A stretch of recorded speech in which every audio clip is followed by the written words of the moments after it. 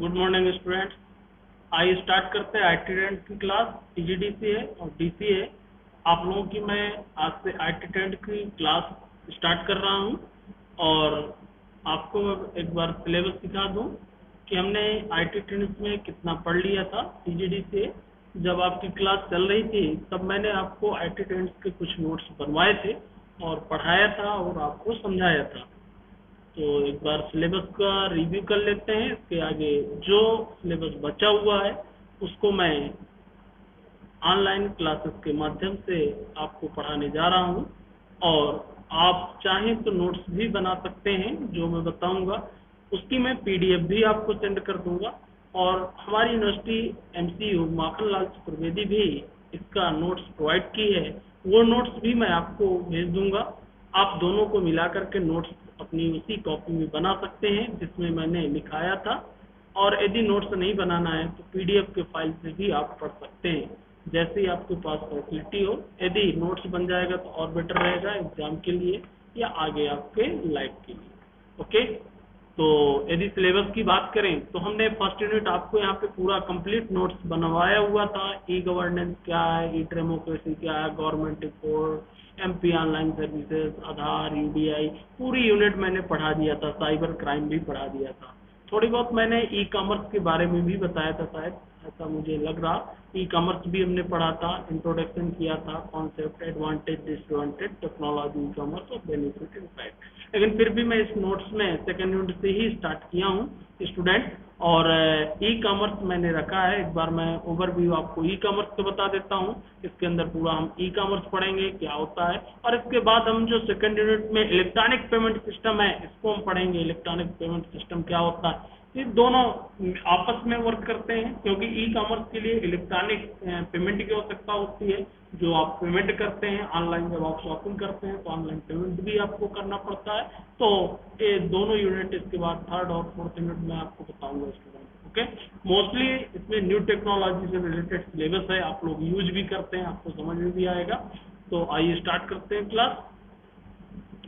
ये मैंने e commerce जैसा कि आपको मालूम है इलेक्ट्रॉनिक कॉमर्स को कहा जाता है। और जब इंटरनेट के माध्यम से किसी भी प्रोडक्ट को खरीदा या बेचा जाता है उसको क्या कहते हैं स्टूडेंट, ई कॉमर्स। इंटरनेट के माध्यम से खरीदना और बेचना, ऑनलाइन मनी को ट्रांसफर करना, डेटा को शेयर करना, ये आपकी प्रोसेस क्या कहलाती है, ई कॉमर्स। फिजिकली प्रोडक्ट के अलावा इलेक्ट्रॉनिक गुड्स, सेवाएं, व्यापार भी आज की डेट में किए जाते हैं। आज मालूम है आपको कि बहुत से लोग घर में बैठे हुए ऑनलाइन परचेसिंग करते हैं और आज के देखते हुए ये सबसे ज्यादा इम्पोर्टेंस है कि इसका बढ़ावा दिन प्रतिदिन बढ़ता जा रहा है। क्यों? क्योंकि उसका रीजन ये है कि लोगों के पास टाइम की कमी है, इतना टाइम होता नहीं, तो वो घर में बैठे ही हुए मोबाइल पे, लैपटॉप पे अपना प्रोडक्ट देख लेते हैं और शॉपिंग कर लेते हैं। अगर इसकी डेफिनेशन की बात की जाए, ऑनलाइन शॉपिंग करना ही क्या कहलाता है, ई कॉमर्स। बहुत सिंपल सी डेफिनेशन आप बता सकते हैं स्टूडेंट कि ऑनलाइन शॉपिंग करना ही क्या कहलाएगा, ई कॉमर्स। आप फिजिकल प्रोडक्ट जैसे furniture, kitchen item, digital goods, ई बुक, आज की डेट में तो ऐसी कोई फैसिलिटी या सर्विसेज नहीं है जिनको ऑनलाइन खरीदा ना जा सके और जिनको बेचा ना जा सके। चाहे वो फिजिकल प्रॉपर्टी हो, चाहे सर्विसेज हो, चाहे वो खाने की बात हो, फूड की बात हो, चाहे होटल रेस्टोरेंट से रिलेटेड बात हो, चाहे एजुकेशन की बात हो। एजुकेशन भी ऑनलाइन चल ही रहा है, आप लोग देख ही रहे हैं। तो कहीं ना कहीं ऑनलाइन जो भी है उसका इम्पोर्टेंस क्या होता जा रहा है, बढ़ता जा रहा है। ओके स्टूडेंट, तो ये नोट्स मैं आपको प्रोवाइड कर दूंगा। और ऑनलाइन जो आपकी शॉपिंग है उनके लिए दुकान है कुछ ऐसी हैं जो मोस्टली यूज होती हैं। अमेजॉन आपको मालूम है, और फ्लिपकार्ट हुआ, वॉलमार्ट हुआ, बिग बास्केट हुआ, ये अलीबाबा हुआ, पेटीएम मॉल हुआ, ये मिंत्रा हुआ, ये आपको मैंने बताया स्नैपडील हुआ। ये बहुत सारी ई कॉमर्स की जो मार्केट प्लेस है, ई कॉमर्स की शॉपिंग है, वो है ऑनलाइन। इनके माध्यम से व्यापार स्टार्ट कर सकते हैं। और इनका एक कॉन्सेप्ट मैं आपको बता दूं, ऑनलाइन जो व्यापार का कॉन्सेप्ट मेन स्टार्ट हुआ बहुत इजी तरीके से क्योंकि देखिए होता क्या है, इसका इम्पोर्टेंस क्यों बढ़ा ऑनलाइन का, ये भी मैं आपको यहाँ पे बता दूं कि एक्चुअल में क्या था कि जब आप कंपनी से कोई प्रोडक्ट खरीदते हैं, मैं एक एग्जांपल के थ्रू आपको बताना चाहता हूँ ऑनलाइन का इतना ज़्यादा इम्पोर्टेंस क्यों बढ़ा, वो मैं आपको एक बार देखिए।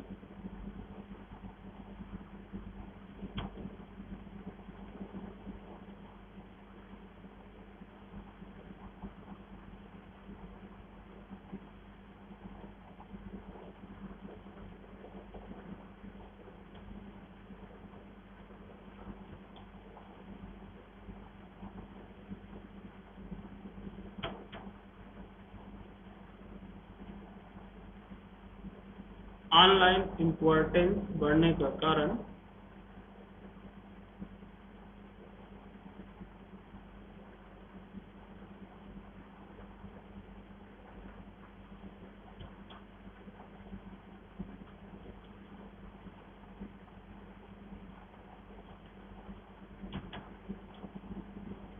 थोड़ा सिस्टम स्लो चल रहा है।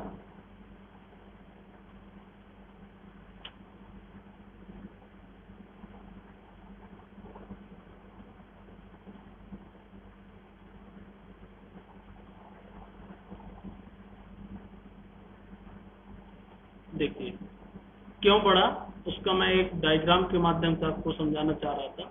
एक्चुअल में होता क्या था कि जहाँ पे कंपनी होती है, यहाँ पे मान लीजिए कोई प्रोडक्ट बनता है, प्रोडक्ट यहाँ पे मैन्युफैक्चरिंग कंपनी है, यहाँ पे मैन्युफैक्चर होता है, तो उस प्रोडक्ट की जब कीमत यहाँ पर बनकर तैयार होता है और उसकी कीमत यदि यहाँ पे 50 रुपए मानी गई, उसकी कीमत 50 रुपए है किसी प्रोडक्ट की, तो फिर ये एक्चुअल में क्या होता है, इसका एडवर्टीजमेंट खर्च भी लगता है, साथ में ये जो प्रोडक्ट जाएगा ट्रांसपोर्ट के माध्यम से, तो एक्चुअल में किसके पास जाएगा, पहले तो जो आपका मेन होलसेलर होगा उसके पास, फिर डिस्ट्रीब्यूटर के पास, फिर रिटेलर के पास, ऐसे एक चैन होती है, फिर जाके कहीं जो फुटकर विक्रेता होते हैं, दुकानदार होते हैं, शॉपिंग पे, वहां पे जाएगा और शॉपिंग के बाद जाके एक कस्टमर को मिलता है। एक लंबी सी चैन बनती है इस चैन में, तो इसकी कीमत जितने आगे बढ़ती जाएगी, जितने बीच में ये लोग हैं, इनको सबको बेनिफिट चाहिए, तो इनका बेनिफिट इसमें क्या होता जाएगा स्टूडेंट, प्लस होता जाएगा।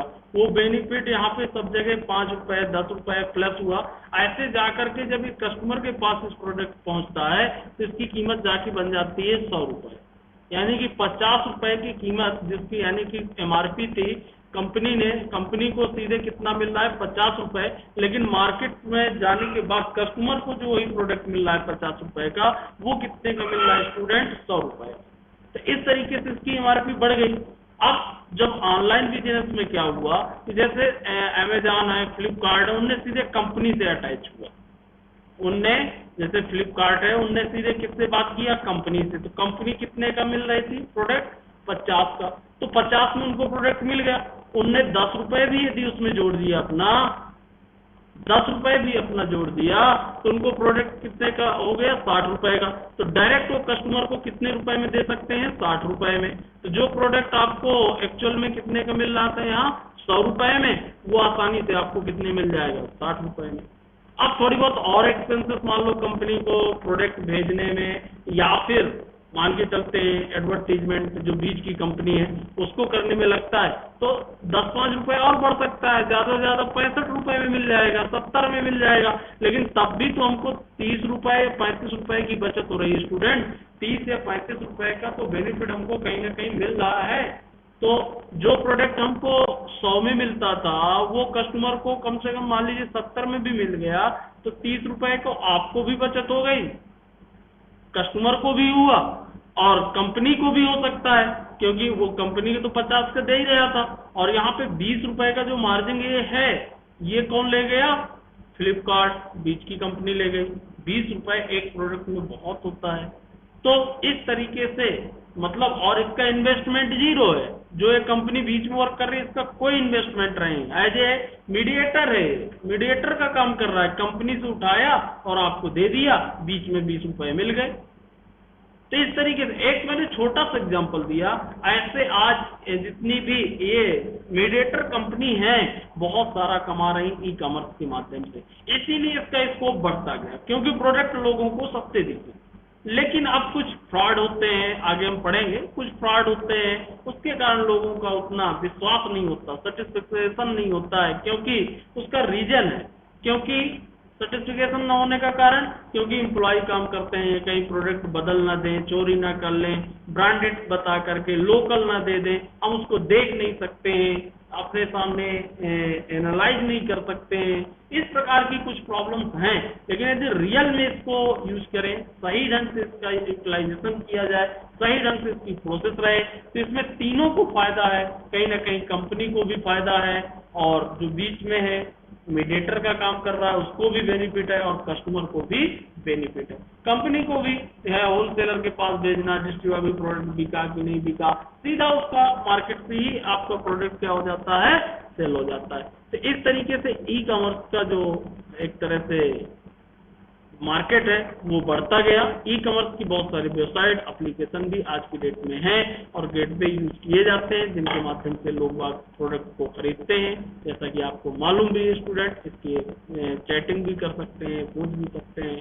ओके, इसकी हिस्ट्री की बात की जाए तो 11 अगस्त 1994 दोपहर एक जो फिल बेंडेजर थे उनने अपना कंप्यूटर शुरू किया और नेट मार्केट ऑनलाइन स्टोर के माध्यम से स्ट्रिंग की सीडी को डॉलर में परचेज किया था और क्रेडिट से उसका भुगतान किया था, और तभी से ये ऑनलाइन मार्केट इस घटना से बढ़ना स्टार्ट हुआ और धीरे धीरे बढ़ गया। इसकी मैं पीडीएफ भी आपको भेज दूंगा, जैसा कि बताया आप पढ़ लेना। ये तो मैंने समझाने के लिए यहाँ पे ओपन किया है, साथ में माखनलाल का भी नोट्स आपको सेंड कर। ओके, तो अब बात करते हैं टाइप ऑफ ई कॉमर्स। ये तो शायद मैंने आपको नोट्स में लिखा भी दिया था स्टूडेंट, ई कॉमर्स क्या होता है, type of e commerce, business to business क्या होते हैं, बिजनेस टू कस्टमर क्या होता है, कंज्यूमर क्या होता है, ये मैंने आपको लिखाया था। Consumer to business, government to business, business to government और कंज्यूमर टू गवर्नमेंट। तो कई तरीके से बिजनेस होते हैं जो ऑनलाइन बिजनेस 2 से अधिक बिजनेस कंपनियों, संस्थाओं, एजेंसियों के बीच में किया जाता है, तो बिजनेस से बिजनेस होगा। और जो कंपनी और कस्टमर के बीच में होता है, प्रचलित है, जो आप जानते हैं, सीधे कंपनी सेल कर रही है कस्टमर को, तो ऑर्डर देते हैं और कंपनी वहाँ पे उस प्रोडक्ट को भेज देती है, तो बिजनेस टू कस्टमर मॉडल होगा। तो ये शायद मैंने आपको पढ़ा दिया था, ये ओवरव्यू आज बताया हूँ कि इतना सब कुछ हम पढ़ चुके थे स्टूडेंट। गवर्नमेंट बहुत से ऐसे कंज्यूमर हैं जो गवर्नमेंट के माध्यम से उसको यूज करते हैं, जैसे डिजिटल लॉकर, उमंग, ये गवर्नमेंट की सर्विसेज हैं, हमने पढ़ा भी था, फास्ट टैग। अब बात करते हैं एडवांटेज ऑफ ई कॉमर्स, यहाँ से हमको स्टार्ट करना। ओके, तो एडवांटेज ऑफ ई कॉमर्स की बात करें तो फायदे क्या है, तो सबसे बड़े फायदा ग्लोबल रिसर्च, विश्वव्यापी है, कहीं पे भी हम ढूंढ सकते हैं। कोई प्रोडक्ट हमको खरीदना है, हमें ऐसा नहीं है कि हम चित्रकूट में रहते हैं, सतना में रहते हैं, तो सतना की दुकान नहीं देखेंगे, चित्रकूट की देखेंगे, हम घर बैठे दिल्ली में भी परचेज कर सकते हैं, बॉम्बे से भी, दुनिया के कहीं भी। ग्लोबल रिसर्च है, हम कहीं से भी कोई प्रोडक्ट मंगा सकते हैं। ये हमको सबसे बड़ा बेनिफिट है ऑनलाइन का। और हम ये नहीं कह सकते हैं कि हम ऐसी छोटी जगह पे हैं, यहाँ पे अच्छे प्रोडक्ट नहीं मिलते हैं, इसलिए हम बाहर जा नहीं पाते हैं, अच्छे प्रोडक्ट नहीं खरीद पाते हैं। हम घर में रहते हुए, यहाँ पे रहते हुए बाहर के प्रोडक्ट को मंगा सकते हैं। चीप रेट, सस्ता, मैंने आपको कॉन्सेप्ट बताया ही, क्योंकि सस्ता मिलने का कारण वही है कि दोनों के बीच में अब कोई ऐसे तो सस्ता दे नहीं सकता है। जब कंपनी डिस्ट्रीब्यूटर होलसेलर के पास जाएगी, रिटेलर, कहीं ना कहीं उनका पैसा तो जुड़ेगा स्टूडेंट, और वो सस्ता उतना नहीं दे सकते हैं क्योंकि उनको भी बीच में इनकम चाहिए। लेकिन और यदि डायरेक्ट आप कंपनी से ले आए तो कंपनी को थोड़ी कोई नुकसान है, कंपनी को तो उतना पैसा मिलता ही है। तो वो कंपनी कोई सस्ता नहीं दे रही है, कंपनी अपने उसी रेट पे ही दे रही है। सिर्फ लोगों को समझने की कोशिश करना है कि उसको सस्ता होने का कारण क्या है। सस्ता होने का यही कारण है कि बीच का जो मार्जिन होता है वो बिल्कुल भी नहीं लगता है, वो कम हो जाता है, डायरेक्ट कंपनी से प्रोडक्ट मिल जाता है। इसलिए ऑनलाइन प्रोडक्ट क्या होते हैं स्टूडेंट, सस्ते होते हैं। इजी शॉपिंग, आसानी के साथ शॉपिंग किया जा सकता है, खरीदा जा सकता है।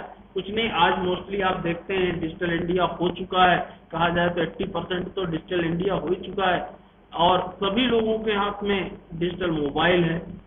आपको लैपटॉप और कंप्यूटर ओपन करने की भी आवश्यकता नहीं है, सीधा आप मोबाइल में सर्च किया और अपना जो प्रोडक्ट पसंद आया उसको सेलेक्ट किया और ऑर्डर कर दिया, प्रोडक्ट आपके घर आ जाएगा। क्योंकि उनकी एक चैन है, प्रोडक्ट वो उसी चैन को यूज कर रहे हैं और उसी चैन के माध्यम से प्रोडक्ट की सप्लाई कर रहे हैं।